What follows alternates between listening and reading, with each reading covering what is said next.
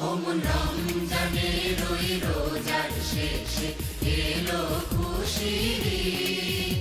অমন রমজানের ওই রোজার শেষে এলো খুশির ঈদ। দুই আপনাকে আজ বিলি